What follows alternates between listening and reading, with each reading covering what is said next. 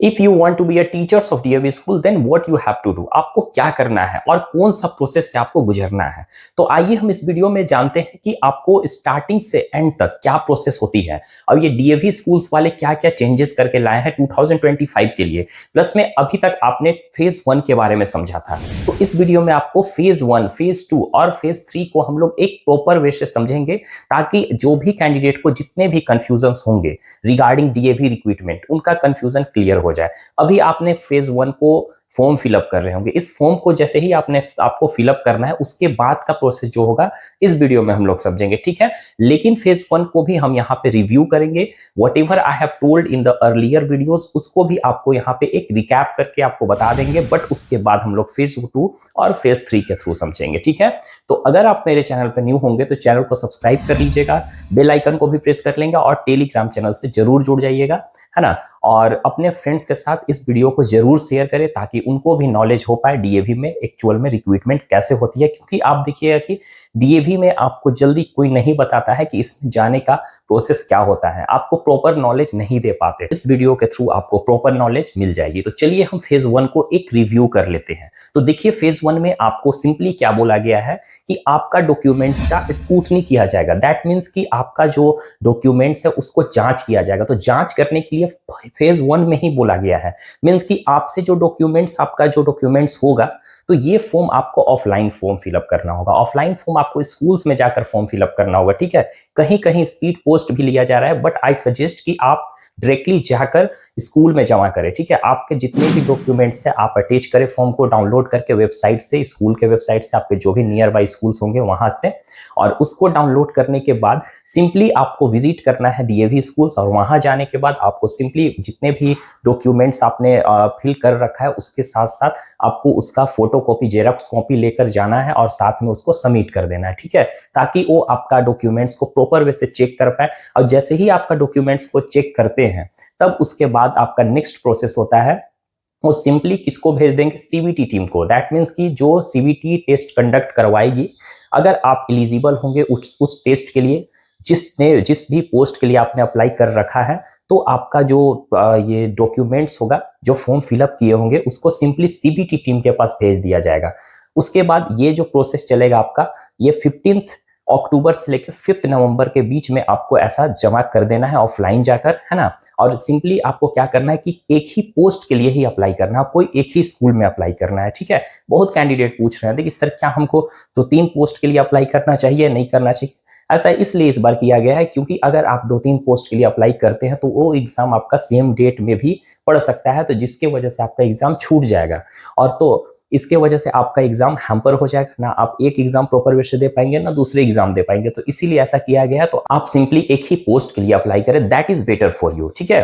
अब नेक्स्ट हम लोग यहाँ पे समझते हैं कि ये जो प्रोसेस है सर, एग्जाम आपका कब तक होगा, वो आपको हम बताएंगे फेज 2 में। तो अभी फिलहाल हम लोग देखते हैं कि आपको 5 नवंबर तक जैसे ही फॉर्म को आप फिलअप करते हैं, उसके बाद 5 नवंबर के बाद ये प्रोसेस जो हो चला जाएगा वो स्कूल का रहेगा। स्कूल क्या करेंगे, आपका डॉक्यूमेंट्स को प्रॉपर वे से जांच करेंगे, दैट इज कॉल्ड स्क्रूटनी, ठीक है। अब उसके बाद जांच करने के बाद वो क्या करेंगे, सीबीटी टीम को आपका भेजते जाएंगे डॉक्यूमेंट, जैसे जैसे एलिजिबिलिटी देखेंगे प्रॉपर वे से आपका सही रहेगा वो भेज दिया जाएगा। अगर आपको आप जैसे कि कोई पोस्ट के लिए अप्लाई किया आपने, अगर आप उस पोस्ट के लिए एकदम एलिजिबल नहीं है तो आपको वहां पे मे बी रिजेक्ट कर दिया जाएगा, ठीक है, फिर आप सीबीटी एग्जाम नहीं दे पाएंगे। ओके, तो ऐसे में क्या होगा कि जो एलिजिबिलिटी होगी, बहुत कैंडिडेट का एक्सपीरियंस नहीं है, सो एक्सपीरियंस नहीं भी है तो भी कोई इशू नहीं है, आप फॉर्म को अप्लाई कर सकते हैं। Okay, we have understood about the phase 1। Phase 1 का हम लोग सारा कुछ देख चुके हैं, और फेज 1 में एडवर्टीजमेंट निकल रही है जिसके थ्रू आपको पता चलेगा, और कहीं भी स्कूल्स का अगर नेम नहीं दिया हुआ है फॉर्म पे तो आपको खुद से वहां स्कूल का नेम को पुट करना होगा, ठीक है। और उसके अकॉर्डिंग जो जिस स्कूल में आप जमा करेंगे फॉर्म को, उसी स्कूल्स का आपको नेम देना होगा। ओके, तो अब चलिए हम लोग फेज 2 में चलते हैं, और फेज 2 का प्रोसेस क्या है, लेट्स अंडरस्टैंड अबाउट इट। तो देखिए फेज 1 तो आप लोग समझ गए कि फेज 1 में हमारा क्या प्रोसेस है जो कि अभी चल रहा है। देन आफ्टर फेज 2 की बात करें तो फेज 2 में सिंपली आपको सीबीटी एग्जाम कंडक्ट करवाया जाएगा, ठीक है। जो सीबीटी एग्जाम आपके होते हैं, जिसको कंप्यूटर बेस्ड टेस्ट बोला जाता है, और ये बेसिकली कंप्यूटर पे एग्जाम लिया जाता है, आपको पेन पेपर मोड में एग्जाम नहीं लिया जाता है जैसे कि पहले लिया जाता था, ठीक है। तो ये इनका जो एग्जाम है डीएवी सीएमसी वाले जो कंडक्ट करवा रहे हैं, ये सेकेंड बार है जो कि कंप्यूटर बेस्ड टेस्ट लिया जा रहा है। फर्स्ट टाइम 2024 में हुई थी, है ना, मार्च में, और उसके बाद 2025 में आपका सीबीटी एग्जाम कंडक्ट करवाया जाएगा। हालांकि ऐसे बोला गया था कि एक साल में 2 बार सीबीटी एग्जाम कंडक्ट करवाया जाएगा, बट आई थिंक ये पॉसिबल नहीं हो सका, जिसके कारण ऐसा नहीं हो पाया। तो 2025 में ये कंडक्ट करवा रहे हैं, देन आफ्टर 2026 में आपका थर्ड सीबीटी एग्जाम कंडक्ट करवाया जाएगा। ओके, अब इसका जो प्रोसेस है, आपने फॉर्म को तो फिलअप कर दिया, तो 5 नवंबर के बाद आपका प्रोसेस क्या होगा? आपका 5 नवंबर के बाद का प्रोसेस जो है वो जांच करके आपको सीबीटी टीम को भेजेगी, और उसके बाद जो फेज 2 में आ जाइए। अब यहाँ पे क्या है, 21 टू 10 दिसंबर के अराउंड में आपका जो पोर्टल है, ऑनलाइन जो पोर्टल है, जो कि आपको ये पोर्टल का लिंक जो है बेसिकली मेरा डिस्क्रिप्शन बॉक्स में दिया हुआ है ना, लेकिन अभी वो वर्क नहीं करेगा बिकॉज अभी पोर्टल आपका नहीं खुला हुआ है। अगर आप मेरा वीडियो 21 नवंबर के अराउंड में देख रहे हैं तो आपको वर्क करेगा, बट अभी वर्क नहीं करेगा, ठीक है। तो इस दौरान आपका रजिस्ट्रेशन पोर्टल ओपन होगा, जिस दौरान आपको 300 रुपीज पे करना होगा, ठीक है, जो कि इसका चार्जेस है 300। अभी आपसे कोई चार्ज नहीं लिया गया होगा फेज 1 में सबमिट करते वक्त। कहीं कहीं स्कूल्स है जो कि लिए जा रहे हैं, लेकिन आई थिंक बहुत जगह पे नहीं लिया जा रहा है। तो अब देखिए, रजिस्ट्रेशन स्टार्ट होगी, तो उस दौरान आपको अपने आप से रजिस्ट्रेशन करना होगा, खुद से पोर्टल्स को ओपन करके। और वो पोर्टल जो ओपन होगी आपकी, एक आपको ऐसा मोबाइल नंबर देना है, ऐसा ईमेल आईडी डालना है, जिसके थ्रू आपको प्रोसेस जो हर एक जगह से जुड़ा हुआ हो, है ना, मतलब अपना देना है, किसी और का नहीं देना है, ताकि कम्युनिकेशन में जो फर्दर कम्युनिकेशन हो वो प्रॉपर वे से आपसे हो सके। ओके, अब यहाँ पे बात करते हैं 21 से 10 दिसंबर तक ये वाला प्रोसेस चलेगा, जिस टाइम आपको 300 पैसा पे करना है, और उसके बाद जो भी एप्लीकेशन में आपको फिल करने के लिए दिया जाएगा वो आपको वहां पे फिल करना होगा। ओके, बट इसमें आपको सेंटर चूज करने के लिए ऑप्शंस नहीं रहते हैं, लेकिन सेंटर को आपको कैसे चूज करेंगे उसके बारे में भी हम लोग समझेंगे। उसके बाद जब 10 दिसंबर तक ये प्रोसेस खत्म हो जाएगा, रजिस्ट्रेशन खत्म हो जाएगा, है ना। लेकिन एक चीज और आपको डाउट क्या आ रहा होगा कि सर हमको पता कैसे चलेगा कि हम एलिजिबल है या नहीं है। तो इसके लिए आपने जो रजिस्टर्ड मोबाइल नंबर जो फॉर्म में फिलअप कर रखा है अभी, उसके जरिए आपको व्हाट्सएप के जरिए या तो ईमेल के जरिए या तो बाय टेक्स्ट मैसेज के थ्रू आपको इन्फॉर्म कर दिया जाएगा कि आपका रजिस्ट्रेशन स्टार्ट हो चुका है। You have to visit the website and through that you just have to register yourself. Okay, तो यहाँ पे उसके बाद फिर 11 टू 14 दिसंबर के अराउंड आपको डेट शीट जारी किया जाएगा, ठीक है, कि आपका एग्जाम का जो डेट है किस डेट में है ना। उसके बाद फिर सिंपली 15 टू 31 दिसंबर के अराउंड आपको एडमिट कार्ड रिलीज होगा, और ये जो एडमिट कार्ड है according to your examination date आपका रिलीज किया जाएगा। किसी का 15 को ही दे दिया जाएगा, किसी का 16 को, किसी का 17 को, इस तरीका से आपका एडमिट कार्ड रिलीज होगा। लेकिन रिलीज होने से पहले आपको एक ऑप्शन आएगा जो कि आपको सेंटर को चूज करना है, जो कि आप जहां से अप्लाई किए होंगे, है ना, जो एड्रेस दिए होंगे उस एड्रेस के अकॉर्डिंग आपका सेंटर को दिया जाएगा। जैसे आप झारखंड से दिए हैं तो झारखंड में जितने भी स्कूल्स हैं डीएवी जहां पे सीबीटी कंडक्ट करवाने लायक है, जो एलिजिबल है ना, वैसा सेंटर आपको दिया जाएगा। उसमें से कुछ ऑप्शंस आपको दिए जाएंगे और उस ऑप्शंस को आपको चूज कर लेना है। आपको शिफ्ट भी वहां पे दिया रहेगा कि कौन सा शिफ्ट में आपका एग्जाम होने वाला है। ओके, अब आप सेंटर चूज कर लिए तो तुरंत आपको एडमिट कार्ड एक दिन में रिलीज कर दिया जाएगा। एक दिन और टाइम लेगा 48 आवर्स का, 24 आवर्स का। उसके बाद आपको एडमिट कार्ड रिलीज किया जाएगा और simply you can download the admit card from the website. Okay, अब उसके बाद का प्रोसेस क्या है कि आपने तो एडमिट कार्ड डाउनलोड कर लिया, then after you just have to give the examination. तब आपको क्या करना है, एग्जामिनेशन देना है। कौन सा, सीबीटी, जो कि आपका एग्जामिनेशन 2 जनवरी 2025 से स्टार्ट हो जाएगी। अब सभी का एग्जामिनेशन अलग अलग डेट में होगा, है ना। पीजीटी का अलग होगा, पीजीटी मैथ्स का अलग होगा, केमिस्ट्री का अलग होगा, बायो का अलग होगा, साइंस, जो भी आर्ट, डांस, म्यूजिक, सबका अलग अलग डेट दिया जाएगा। तो 2 तारीख से 2 जनवरी से आपका एग्जामिनेशन का प्रोसेस स्टार्ट रहेगा, जो कि आपका ये सिंपली चलता रहेगा, ठीक है। उसके बाद आपको जनवरी में ही रिजल्ट को आउट किया जाएगा और उसके बाद अब जो रिजल्ट आउट होगा then you will get a pec certificate, ठीक है। इसको हम लोग प्रोविजनल एलिजिबिलिटी कार्ड बोलते हैं, ठीक है।